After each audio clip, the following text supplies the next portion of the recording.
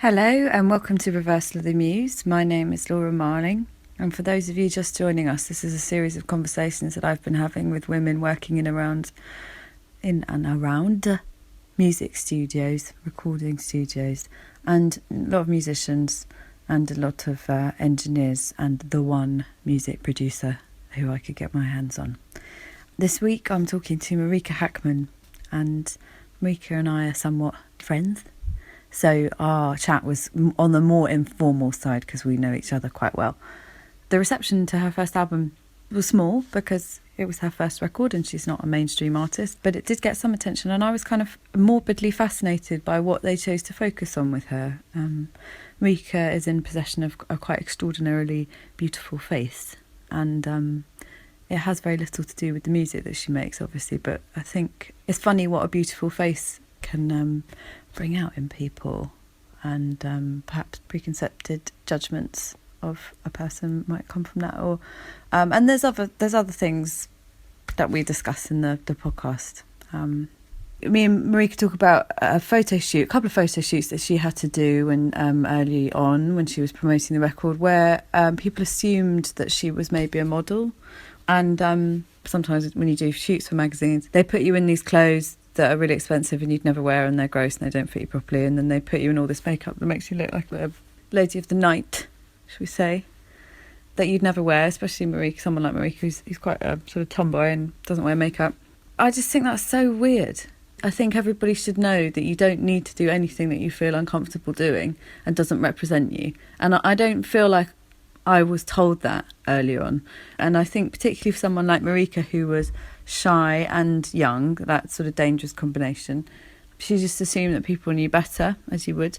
But I think we would both like people, young people going into whatever, that you can say no and that you don't need to be represented in that way, and not all women want to wear really expensive clothes and have makeup done. Anyway, this is our chat. Hope you enjoy, and please come and see us again at Reversal of the Muse. We booked you to play Secret Cinema. Yeah. And then I had a text the next day about going to Australia. Yes. Yeah, I was like, I'm going to lock that that down. Yeah. I guess really, really good. So then shortly thereafter we toddled off to Australia. And we discovered that we both like an evening wine. Yes. Just not much, just one or two. Wow. So you were quite new to touring then? Yes. I guess I was about, just under a year into touring, I suppose. And what had your experience of touring been prior to that? Well, so it's the first tour I did was with Benjamin Francis Leftwich. It was like a baptism of fire, and it was me on a bus with 11 guys for 5 weeks. Yeah. And I didn't know anyone. Yeah. Like I just went down to Brighton and then got on the bus. I had no idea what any of the sort of like little subtle rules about things were, and kind of I just learned it all along the way. Right. And it was funny because the first week was really, really hard, and I felt very much like there was a slight, I don't know, like they told me later on when I got to know everyone that there was a thing about me having a girl there that perhaps lads can't be as laddie as they would be, and that they had this perception that I was just going to be this kind of posh, stuck up girl, sort of killing their vibe. Excuse me.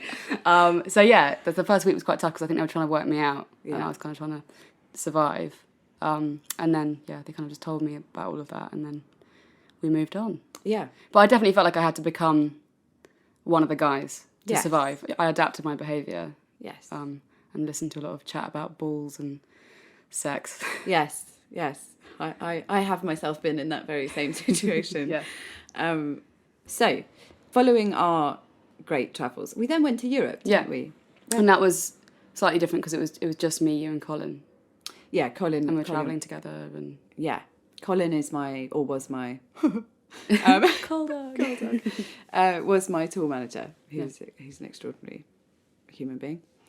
Yes, so that was just you and me. That was quite an extremely isolated version of touring. Yeah, when it's just that way, which can be very pleasant. Although then because I have a female tour manager, sound engineer, Bryony. Yeah. And so prior to that, I'd just done tours which was just me and her. Right. So in a way, it was actually almost like an expansion on that. Right. Because I went from that 5 week very intensive sort of male-dominated tour. Yeah. And then 2 weeks later went into my first headline, just me and Bryony, for a week, which is a very stark contrast. Yeah. And also I didn't know her then either. Right. That's such an interesting thing about touring, is so often you end up suddenly having to do a tour with people you've never met before. Yeah. And sharing rooms and things like that. And sharing rooms, it's you're hanging out all day, you're working together and you're hanging out and you're sleeping in the same room. And yeah, that's really intense. Yeah. I'm sorry to rub it in your face, but I'm very happy that I don't have to do that anymore. I've paid my dues. Yeah, I mean, it can be almost quite comforting. But yeah, it can, if it's longer than sort of a week, it starts to get a bit intense. But you break it up, I suppose. Yeah, because you're similar to me in that you find your energy in solitude. Yeah, I noticed. Actually, that was the thing on that big 5-week one. I found myself doing just a lot of walking during the day, just on my own. Yeah, sort of ringing my mum, hour-long chats, mummy. So yeah, that sort of, it was those moments to kind of just remember that I was a girl. Yes, which is good. Yes, that's nice. Yeah, and interact with other women as well. That's what I remember coming off that tour, and like everyone on it was so lovely. And by the end, obviously, you all bond so much.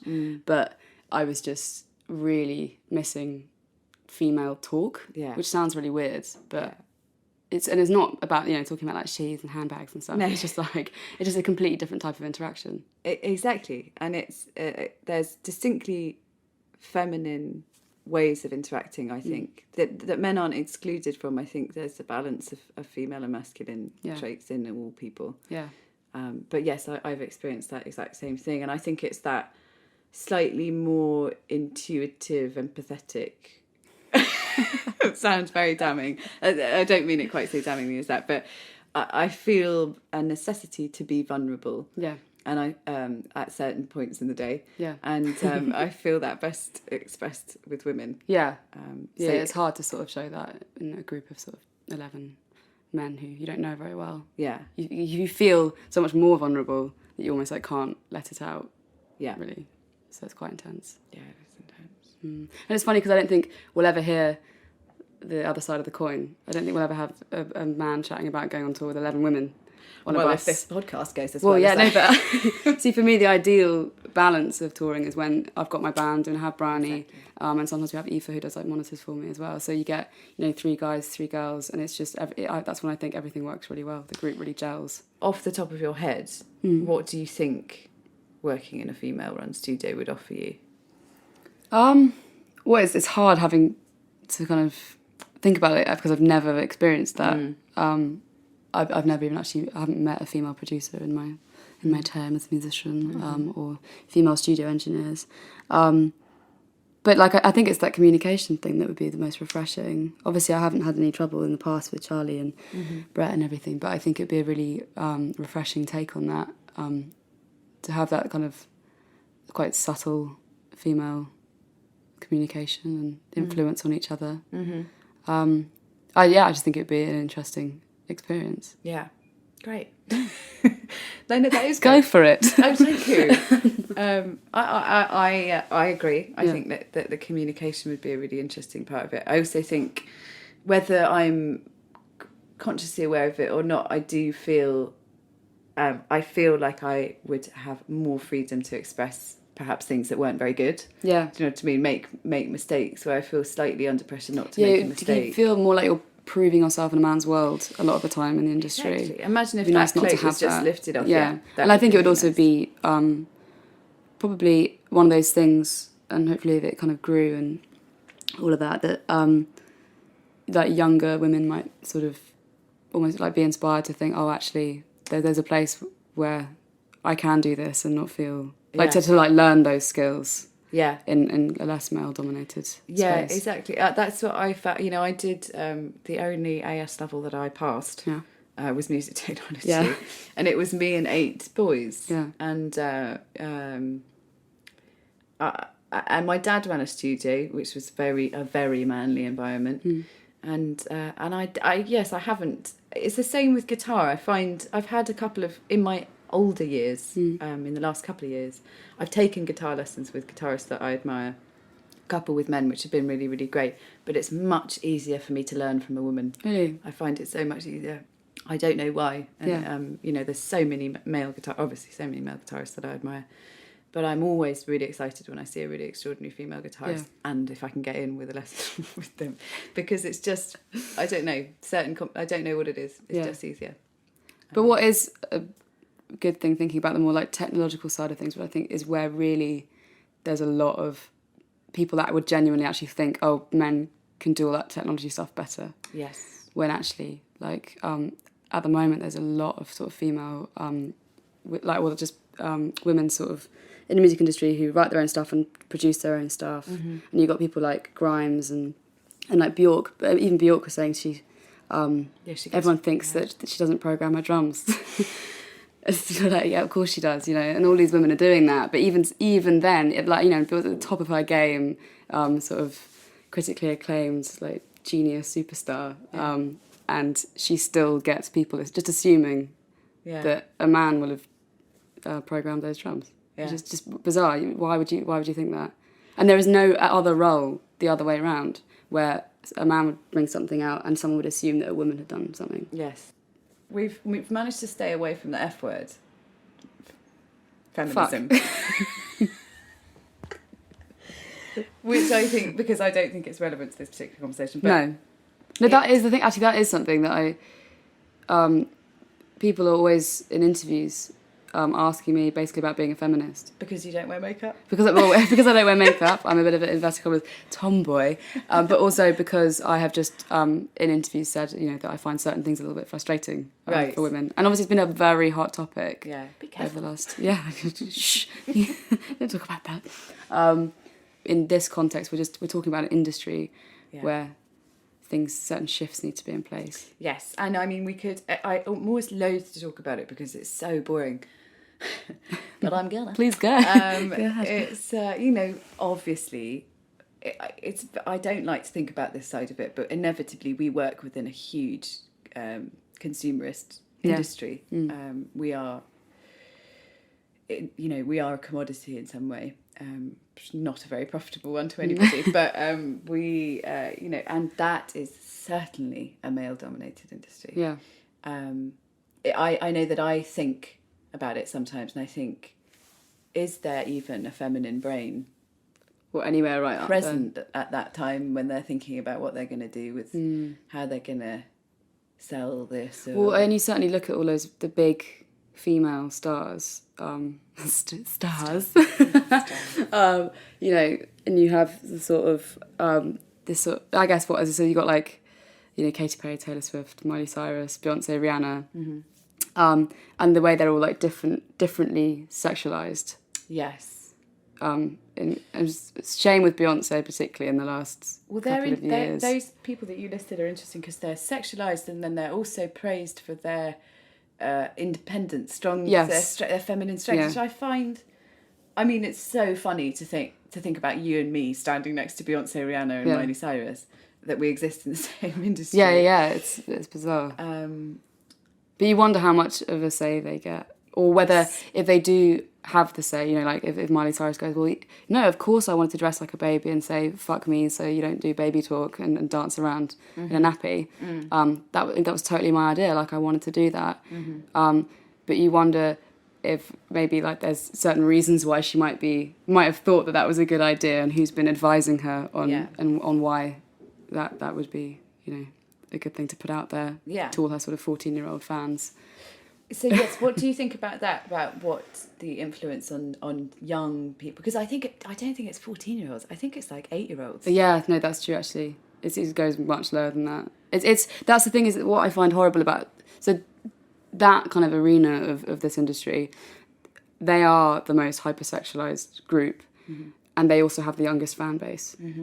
And that's where I find it gets really disgusting, because there's other artists out there all over the place who, you know, writing very provocative lyrics and making very provocative videos, but they're very aware of the fact they've got a completely different market. It's that sort of like strange, alternative, edgy kind of market rather than big pop stars. And everyone knows the only people that really get on board with massive pop stars are even younger. You've got sort of 5 to 17-year-olds, I suppose, on a general spectrum, which is horrible. Spectrum, a bit Sean Connery. But But yeah, it actually makes me feel a little bit sick with the world a lot of the time. Yes, I mean, I'm when the whole Miley Cyrus debate came in, I think I've actually already talked about this. Yeah, we've discussed Miley Cyrus quite a lot on our travels. The whole Miley Cyrus thing, though, I was like, well, it's not even a debate. You know, it's the responsibility of all of us to know the difference between what's fabricated sexuality and what's real sexuality. And I think what I've struggled with a tiny bit is this awareness of my projection out into the world, my persona, may I say. I'm very clear that my musical self is a persona. Yeah. I'm not sexualised I'm not a sexual product. I guess to some extent in a psychoanalytical way, everything is the sort of sexual product. Yeah. But I find, and this is a slightly provocative thing to say, but I find in many of my working environments, I have to leave my sexuality behind, and I resent that, actually. Yeah. So as not to cause any trouble, basically. Or to have it kind of used against you. Exactly, to be, to suddenly be shamed or exiled. I have this kind of... I will disclaim that I did recently read Women Who Run with the Wolves, which is like a classic book to talk about these kind of things. But I feel this sort of innate, which part of my evolution as a human being is to overcome these sort of irrational fears. But I feel when I walk into a male-dominated working environment that if I were to have my sexuality liberally spread, as it usually is, over everything that I do. Yeah. Not that I'm ever like climbing all over people at any point. that would somehow compromise my position as a dignified, successful songwriter. Yeah. And it's difficult because we live and occupy an industry that's very blurred lines anyway. Interesting choice of words.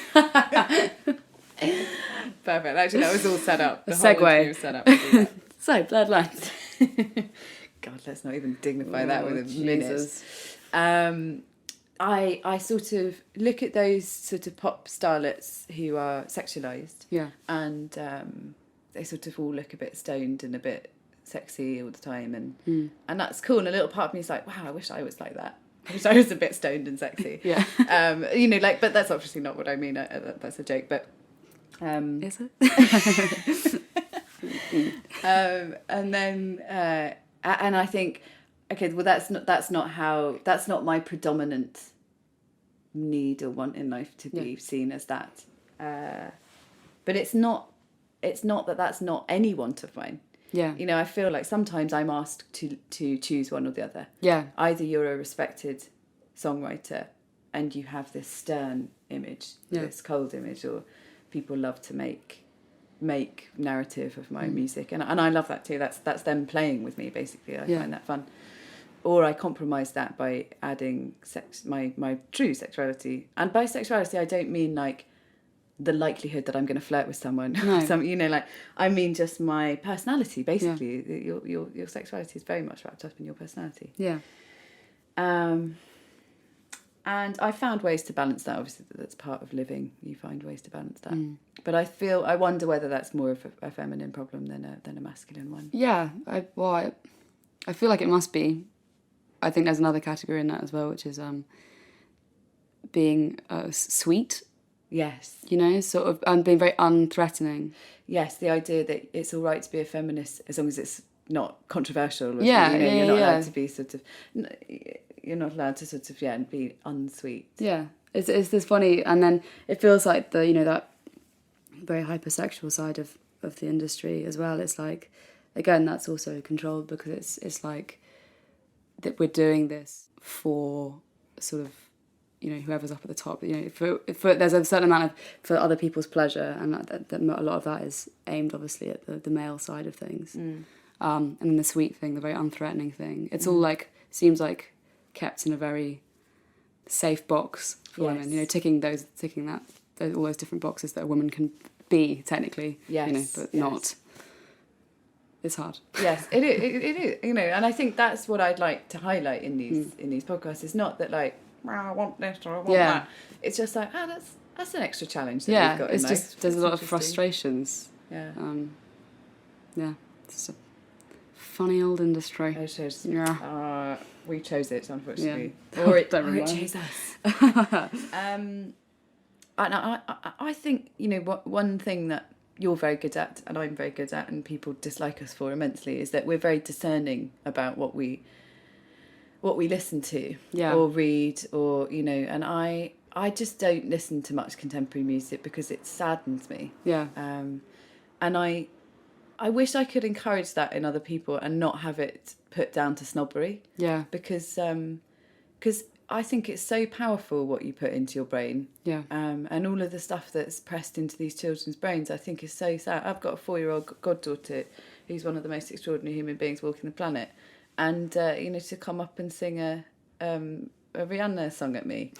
And I'm not obviously going to say anything's wrong with that, but, like, I just think, oh, you know, and then I'll play her some Joan Baez, or, you know... I'll play her some sweet song that I think sweet is a nice message. That is kind of twee, I guess, but the messages, the subliminal messages that are going in, and that's why I don't listen to music that I think is gonna trance me. Well, that's the thing. It's we're having our brains effectively trained with that sort of type of music, and you kind of think in the next 10 years, there's only going to be a small percentage of people who probably don't want to challenge their brains. It's like it's everything's being narrowed down. It's all being shut down just to these 4 different chord progressions that go around. Because, I mean, we're taught from day one, when things are familiar, if something is familiar, you get rewarded for it. So you recognise something and it's like, well done, yeah, you know, good job. I think that's probably something that stays with us in our whole lives. And when you recognise a song or it feels familiar and it's catchy, people think, that's good. I've done good. I can remember it. It must be a good thing because it's in my head. And that's the way kind of I think people are thinking. Well, not even thinking. It's just subliminal. Yes. Rather than actually, I mean, the way that I listen to music is I want to be stretched by it, or I want to be kept on my toes a little bit, but I also want it to give me like a smack straight in the stomach as well. And people also don't want that. They don't want to be confronted by their sort of inner darkness. Yes. Whereas I think it's quite healthy to express I don't know that. if people, because I feel like, yes, not in popular music, certainly not in contemporary music, but you listen to some, you know, it's particularly prominent in opera, I guess, or classical music. The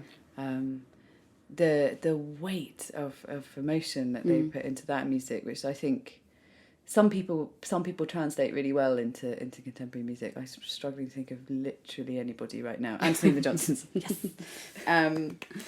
And to some extent, Sufjan Stevens does that very well. I find his tone, whatever he's doing with his tone, very, very moving. So I think, exactly, the people who are putting out records, who are ultimately in charge of putting out music, are terrified of that kind of true originality. It's like terrifying. Well, every original artist will need to be sort of marketed in a different way, which is a horrible way of putting it, but, you know, we'll have to have a different route, and probably quite different fan bases, you know, at the same time. But what's the point in that when you've got a mould ready to go that will sell vast amounts of records? I don't know. So we're coming to the end of our giggle chat, and have you got anything you want to say? Have you got a favourite memory of our time together? Oh, that's me fishing. I think the first time I managed to drag you out for a gin in Brussels was quite a highlight. Oh yeah, I didn't drink then. But you did, but you finally, because I think we were in our hotel rooms. It was like 8:30 or something, or like 8 o'clock. I was keen on early beds and no alcohol. And then it was a little text like, "This is ridiculous." We went out, had a couple of gins. I think you got a little bit tipsy off that, actually. I hadn't drunk for a while. No, that was good because I was really, really sad. You got me out of my hotel room. That was nice. Yeah, had a little... It was that was my first sort of like, yes, got it. Yeah. So we are going to say goodbye. Any parting words? I've already answered. No. No, nothing. See?